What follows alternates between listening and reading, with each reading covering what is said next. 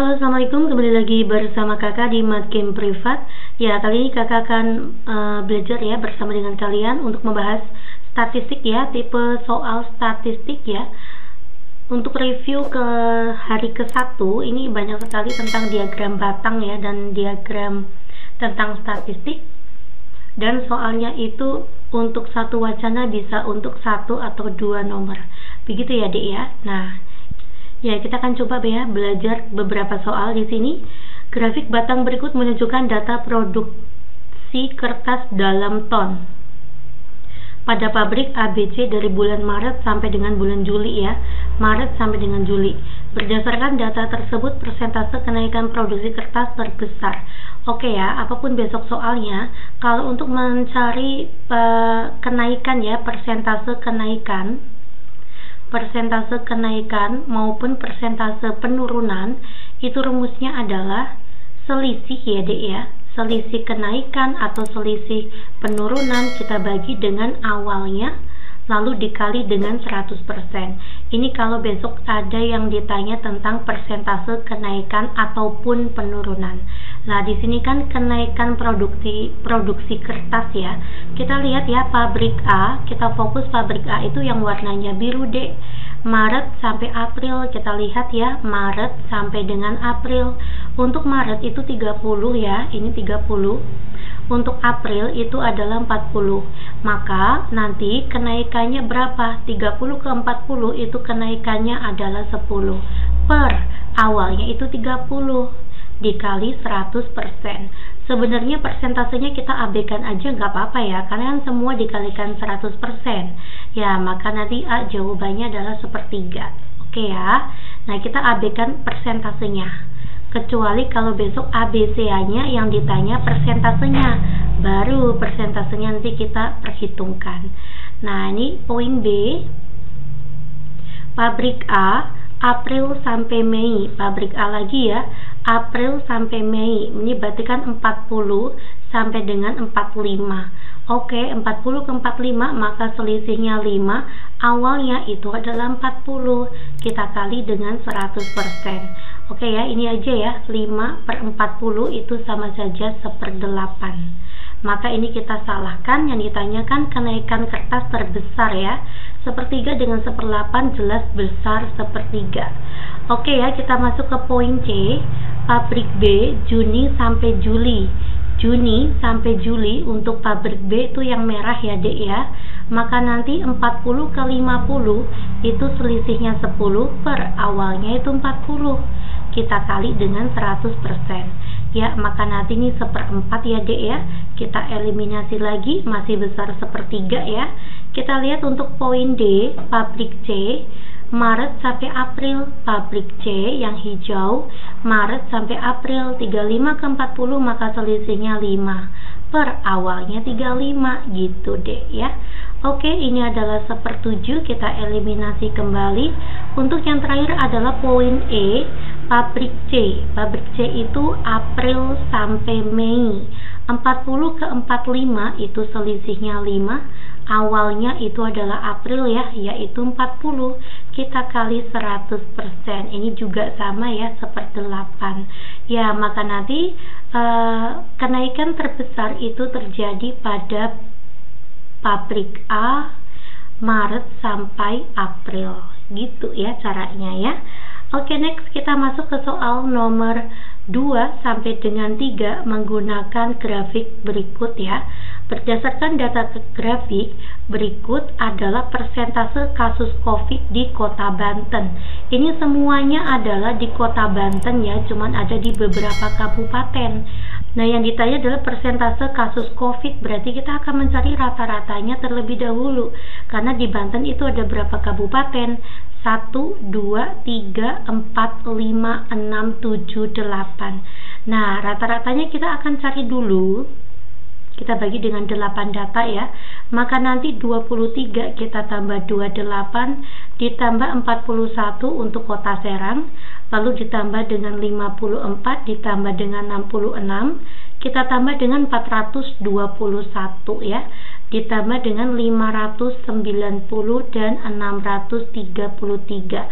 Adik jumlahkan terlebih dahulu ya, Dek ya. Oke. Ya, silakan nanti kalian jumlah ya. Saya sudah jumlah di sini. Hasilnya itu adalah 1856. Lalu saya bagi dengan 8, Dek. 1856 dibagi dengan 8 itu adalah 232. Inilah adalah rata-rata kenaikannya ya. Ya, untuk angka 232 jika kita rubah dalam bentuk persentase, maka artinya dibagi dengan 100 ya, jadinya 2,32%.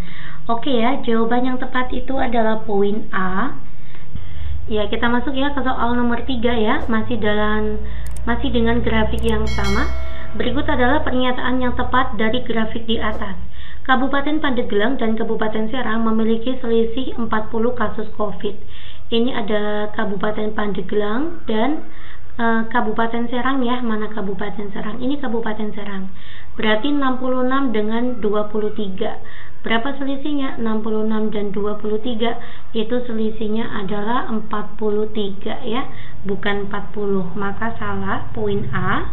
Selanjutnya kita masuk ke poin B.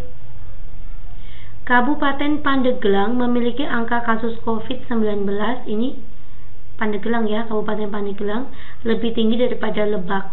23 dan 28 salah ya, harusnya lebih rendah. B juga salah. Pada tanggal yang sama, ini tanggalnya ya, D. Ini tanggal 9, ini bulannya. Oke ya. Pada tanggal yang sama, kenaikan kasus COVID antara Kabupaten Lebak dan Kota Serang ya. Ini Lebak, ini Kota Serang. Itu apakah kenaikannya 32,4%? Sama seperti tadi perhitungannya ya. Saya akan hitungkan di sini. Persentase kenaikannya maka 28 dan 41 itu selisihnya berapa? 1 dikurangi 8 itu kan 3 ya, Dek. 3. Maka nanti 3 kurangi 2 adalah 1. Nah, maka selisihnya adalah 13. 13 per awalnya 28 ya, per 28 dikali dengan 100%. Kita akan hitung ya. Ya, seharusnya hasilnya adalah 46,4%. Inilah kenaikannya. Maka salah ya, Dek ya. Terdapat selisih 5 kasus COVID ya di Kabupaten Lebak dan Serang. Kabupaten Lebak mana? 28 dan Kota Serang. Bukan 5 kasus ya, tetapi selisihnya adalah 13 kasus. Maka salah lagi, maka jawabannya adalah poin E. Kita akan cek ya. Tangerang Raya menyumbang sekitar 1.600 kasus COVID. Tangerang Raya itu meliputi apa, Dek? Meliputi Kabupaten Tangerang, Kota Tangerang, dan Kota Tangerang Selatan. Ya, jadi ada 3 ini. Tinggal kita jumlahkan saja yuk, apakah sekitar 1.600-an? Oke ya. 1 ditambah 0 ditambah 3, kita jumlahkan ya. Maka nanti ini jadi 4. 2 ditambah 9 itu 11. 11 ditambah 3 adalah 14, nyimpen 1. 5 ditambah 5 10. 10 ditambah 6 adalah 16. Betul ya, sekitar 1.600 kasus COVID. Oke, semoga kalian semuanya paham ya. Kita masuk ke soal nomor 4. Dari 400 siswa diperoleh data tentang pekerjaan orang tua atau wali. Data tersebut jika disajikan dalam diagram lingkaran sebagai berikut. Berdasarkan data lingkaran di atas, pernyataan yang tepat adalah apakah jumlah PNS itu 12 orang? Gini ya, Dek ya, nanti kalian lanjutkan mengerjakan bisa ya, Dek ya. Kita lihat PNS-nya itu adalah 108 derajat. Nah, kalau terhadap derajat itu maka per 360 derajat. Ya, maka nanti 108 derajat saya bagi 360 derajat. Itu adalah total sudut pada lingkaran, ya. Lalu kita kali dengan jumlah wali itu adalah 400. Oke ya, ini ada 400 ini. Oke ya. Nah, maka nanti 108 dibagi 360 itu adalah 0,3 ya, Dek. 0,3 saya kali dengan 400 maka 120 orang. Harusnya 120 orang. Inilah untuk PNS. Ya, maka poin A itu salah. Oke, untuk selanjutnya, apakah jumlah wira swasta itu 90 orang? Kita akan cek ya untuk wira swasta di sini. Maka nanti wira swasta 90 per 360 saya kali dengan 400. Ini kan sama aja 1/4 ya dek ya, harusnya 100 orang. Oke, jawabannya juga salah. Ya, silakan dilanjut ya. Untuk poin CDE, kita akan bisa ke soal nomor 5 ya. Nanti adik silakan komen ya apa jawabannya ya, dengan cara yang hampir sama. Oke, kita lanjut aja. Oke ya, data histogram berikut digunakan untuk nomor 5 sampai dengan 7. Skor peserta lomba matematika tingkat kota ya, ini berarti data kelompok ya adik ya. Adik boleh membuat apa ya namanya tabel di sini, kalau enggak juga enggak apa-apa ya. Saya tidak akan membuat tabel, saya akan langsung di sini aja ya. Ini berarti kan 10 ya dek, frekuensinya 10, ini frekuensinya berapa? 15. Di sini frekuensinya adalah 12, di sini frekuensinya adalah 11 ya dek ya. Ini sekitar 11. Oke, ini berarti frekuensinya itu adalah 8 dan ini frekuensinya itu adalah 4. Ya, saya akan mencari jumlah datanya atau sigma F-nya ya. Nah, sigma F kita bisa buat di atas di sini. Maka nanti sini 10 ditambah 15 itu adalah 25. 25 ditambah 12 itu adalah 37. 37 tambah 11 itu adalah 48. 48 ditambah 8 itu adalah 56. 56 ditambah 4 itu adalah 60. Maka jumlah datanya adalah 60. Gitu ya dek. Oke ya. Sekarang kita akan kerjakan untuk poin kelima. Peserta yang memiliki nilai lebih dari 80, ini berarti kan 80 ya. Kalau yang lebih dari 80 ya udah sini. Ini kan 80,5 sampai dengan 100. Dinyatakan berhak mengikuti lomba matematika tingkat provinsi. Berapa persen peserta yang berhak lanjut? Nah, kita lihat di sini untuk nilai yang ambang batasnya 80,5 sampai 100 itu ada berapa orang? 8 ditambah 4 ya, berarti kan ini data yang kita pakai ya. 8 ditambah 4 itu adalah 12 per perbandingan total. Semua pesertanya adalah 60.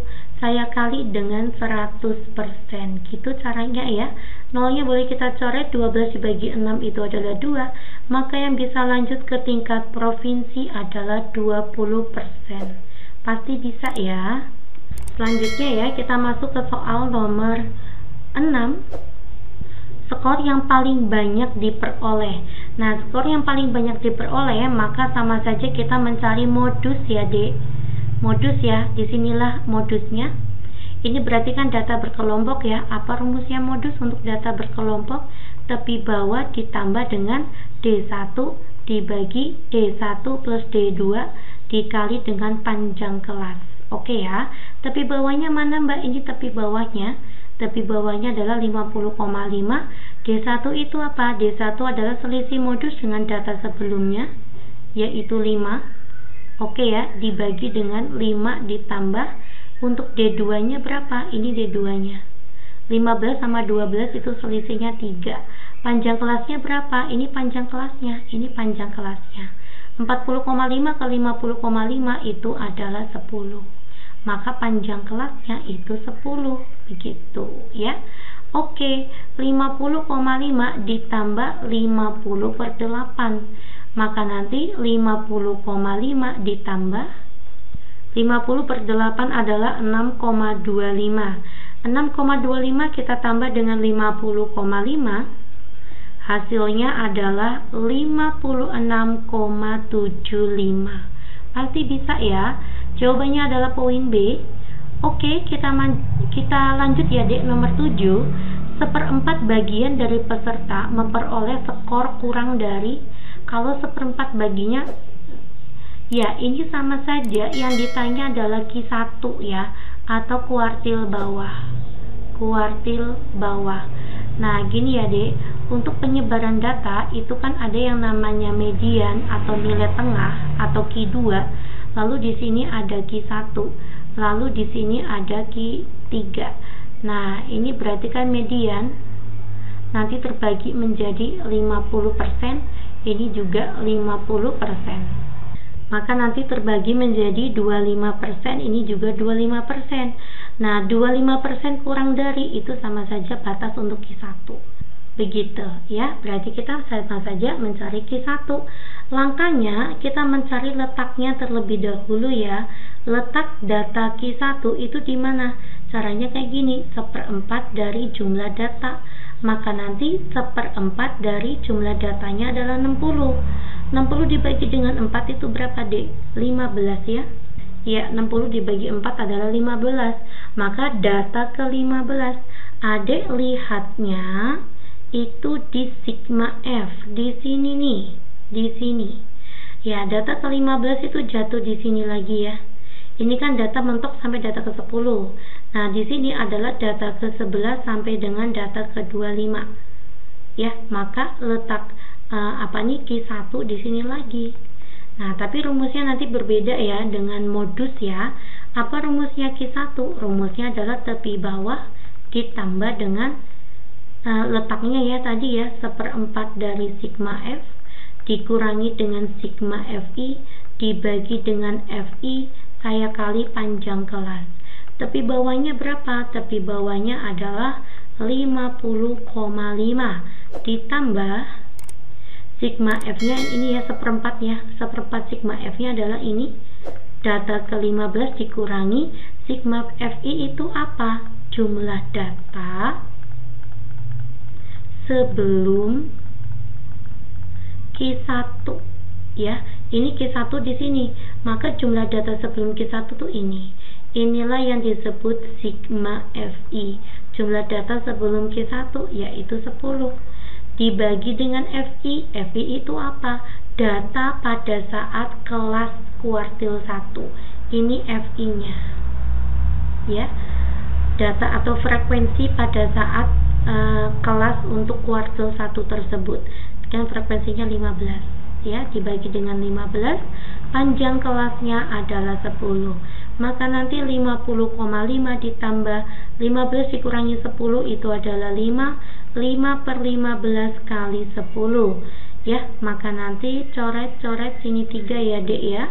Maka nanti 50,5 ditambah 3,33 53,83 sekian. Ya, jawaban yang tepat itu adalah poin A. Oke, silakan kalian pelajari kembali untuk statistik, data tunggal dan sebagainya, nanti diaplikasikan dengan soal cerita. Terima kasih perhatiannya, semoga bermanfaat ya dia. Assalamualaikum.